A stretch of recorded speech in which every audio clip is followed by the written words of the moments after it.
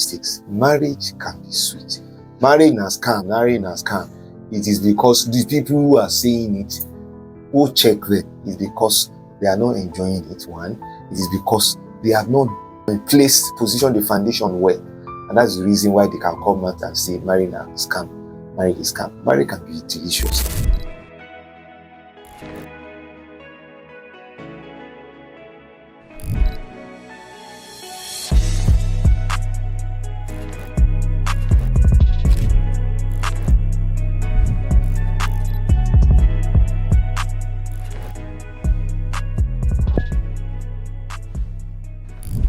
Hello everybody. I believe you are doing good. You are doing great. Now, you have heard so much about choosing life partner. You have heard so much about praying, seeking God's face. I want to add this. That God is the author of life.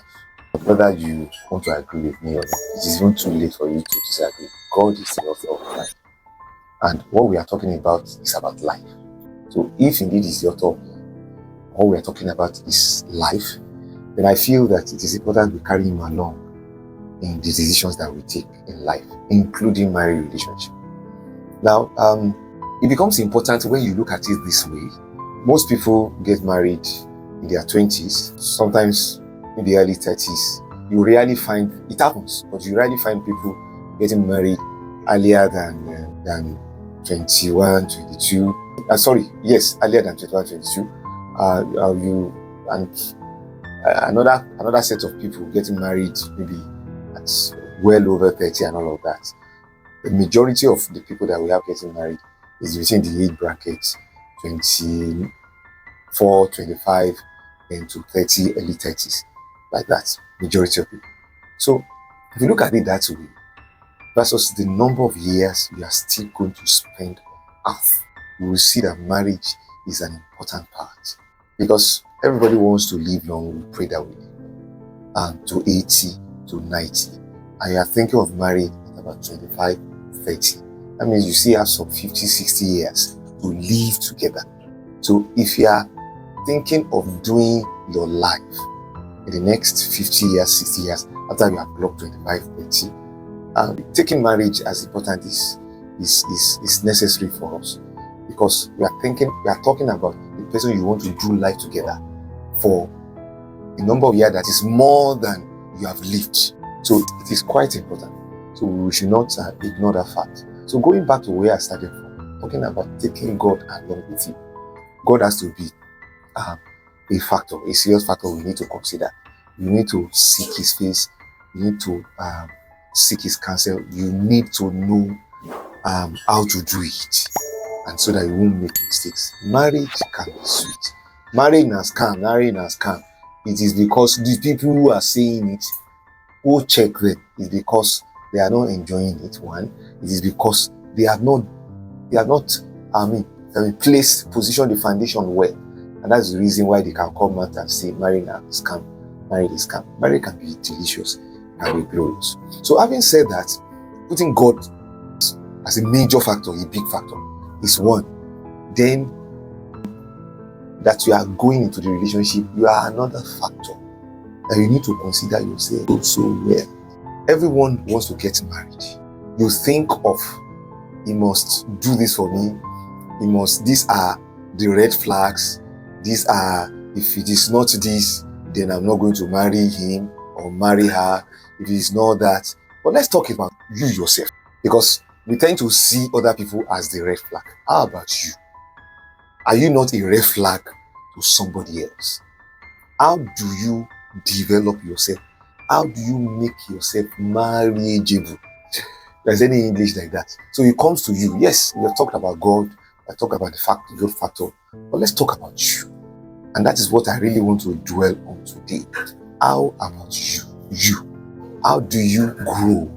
How do you develop yourself? What are the traits that you need to drop? What are the things that put people off about you that you need to correct? And I believe that once in a while, we need to sit down candidly with ourselves and do self-appraisal.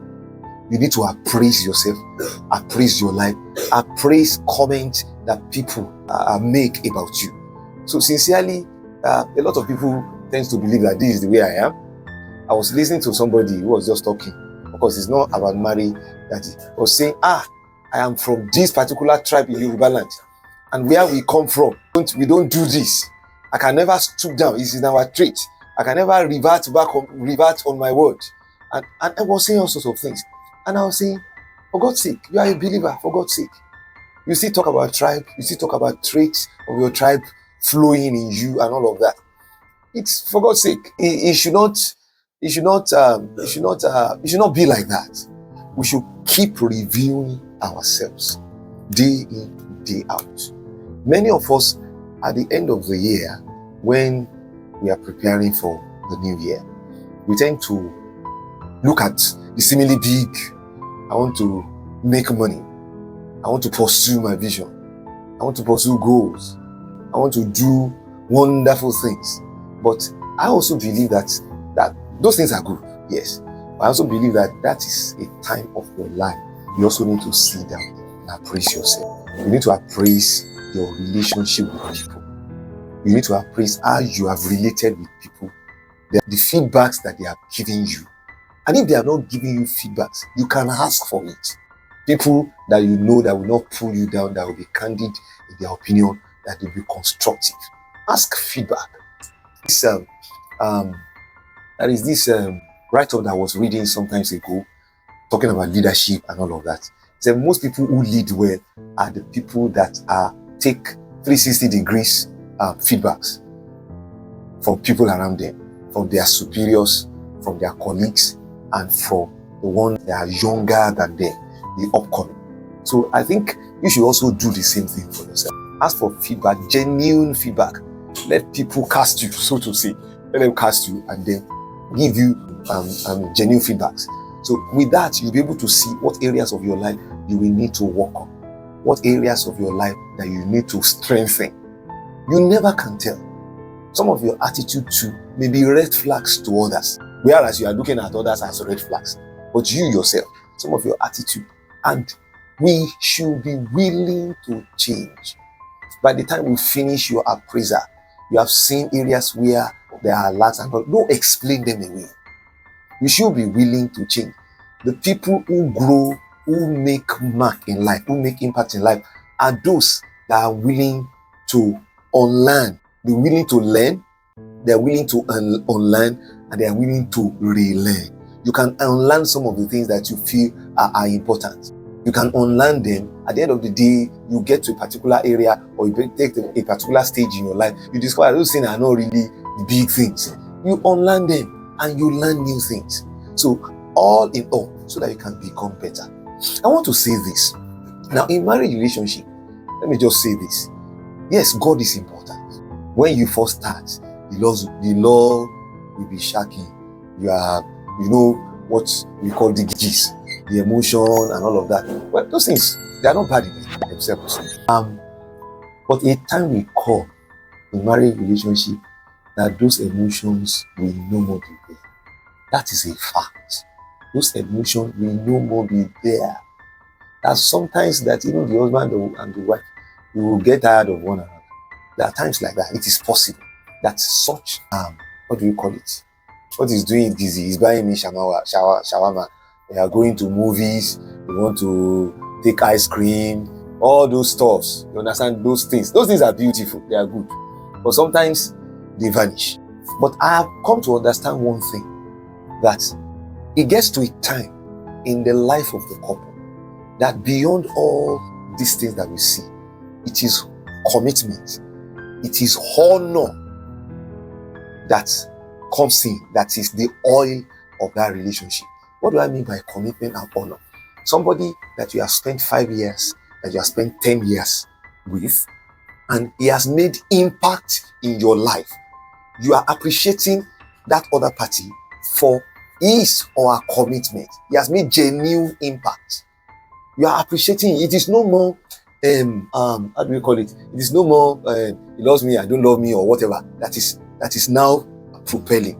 You are honoring the person because of the value that individual has brought on the table.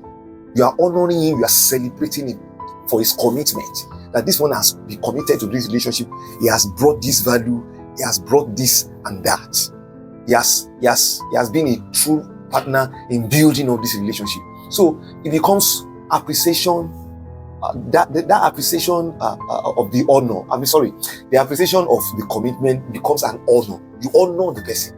So you are no more willing to, it won't even come across your heart that you want to pull this person down.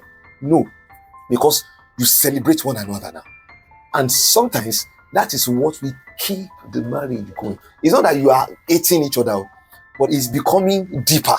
It is no more on the surface. The love, the ice cream, and all of that. Those ones are on the surface. It's no more on the surface. You are honoring the person, you are appreciating him, and it gives you a sense of wanting to do more, wanting to be more committed to that individual. At that point in time, sometimes it takes great effort for you to see. There will still be in this person, I don't like that, for you to see the possibility of you parting ways, because the two of you are so much bringing a lot of value into that relationship. Where am I going? The value that you are bringing into that relationship, the commitment, all the contribution that you are bringing into that. I'm not talking of money now. I'm not talking of finances. I'm not talking of 50, 70, 30 and all those things that we take as important. I'm talking of value-added commitment. It's a function of who you are. This commitment that you are bringing is the value that you are bringing. It's a function of how you have grown before you met one another. It's a function of how you have developed. There is no good trait that we see in a relationship that is not cultivated. And it's a function of how you have grown over the years. So if you are saying, this person has been committed to the relationship, I love the things he has brought on the table, I love that thing, it is because that person himself on his own, he has grown. Somebody says, I used to be volatile, I used to be angry, but now God is helping me to pipe low, and I'm bringing patience into my relationship with my husband or with my wife. It is valued. But it didn't start from birth. It started from that person understanding the fact that I'm volatile, I need to change before going into this relationship. So that's a very good example that I can say. We want to be respected in relationship. We want people to honor us. But some of the time, the hard truth is that we must deserve that honor. Husbands have been mandated to love their wives. Wives have been mandated to submit to their husband. But you are looking at your husband. Are you deserving of that submission? Is your personality, your character deserving of the submission before you even go into that relationship? Woman, you say, I want a man who will love me. Yes, it is good. But are you deserving of that love? Are you lovable? Are your character, your attribute not volatile? What do you need to bring that will make loving you easy? Man, what do you need to bring that will make submitting to you easy?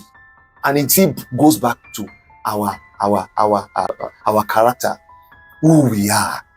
What do we need to work on to make it better for the other person that is looking at us, that wants to marry us? Either as a wife, as a husband. So, that is important for us. That is important. The person who is asking you out, the other party, so to say. I don't want to say the person asking you out now. The other party is not the one that will change.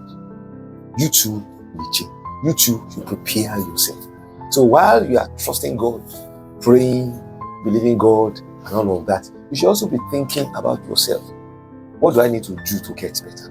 What do I need to learn? What do I need to push away? What are the things that I will need to stop doing? So that at the end of the day, when you become better, you will be appreciated for who you are. And then you will be honored in relationship. All this, what have you? Those gifts, they sometimes will not be felt in the relationship. What we see is the genuine appreciation for that personality that is your husband, genuine appreciation for that personality that is your wife. So in years to come, when you want to look at yourself, that okay, fine. If I am not this person, I am viewing this personality as a third party. Will I really appreciate this person? Those are the things that we should be talking about after talking about relationship with God. Talk about yourself too. The other party does not come as a second. This is the kind of person I want. And that is what we do. We will have that list. He must be well soft-spoken. you must not be a violent person, you must be this, you must be that. How about you? And I think we should talk about you first before you talk about those traits that you want to see. Because that is what, when all those giz fades away, that is what will sustain that relationship. Think about it and begin to make a decisive effort to see how you can grow, how you can develop yourself as that personality, become a strong character individual. I'm not talking of people who are stubborn. No. It's not what I'm trying to say, but a personality that is strong, personality that people can have around them. And if you are not thinking about that, now is the time to start. Start from taking a review from people around you. Sit down with those reviews and ask yourself sincere questions. Are these reviews true? If these reviews are true, what are the things I need to do to change? There's a need for you to get an accountability partner. I've seen these things about my life. The next 6 months, I want to do away with them. And so, please check me. You checkmate me. You notify me. You are grooving. You say you want to do this and all of that. Then you start at it. You keep getting better. Getting better can be deliberate. You can work at it. Everyone likes people who are good, who have good characters to be around. Nobody wants a bully. Nobody wants a lazy individual. Nobody wants somebody who is sassy. And these are some of the things that causes turn off a relationship. I'm sure you have been blessed by this. Please drop your comments, drop your questions. If you want to disagree, drop there. We'll talk and then we'll get things clarified. And if you need more clarification, if you need us to pray with you, please drop every of your contributions in the comment box. God bless you. We'll see you again in the next episode. Thank you. Episode that let's make it viral. Let it go viral. 1, like. 2, share. Yes. 3, subscribe. Don't wait for me to blow powder. Subscribe so that you can get more content from us as God helps us. And 4, pray for us because we are praying for you too. Yes. Thank you. Catch you later. Thank you so much. I want to say thank you again and again and again and again for viewing this. Look out for more episodes and I'm sure you'll be blessed. God bless.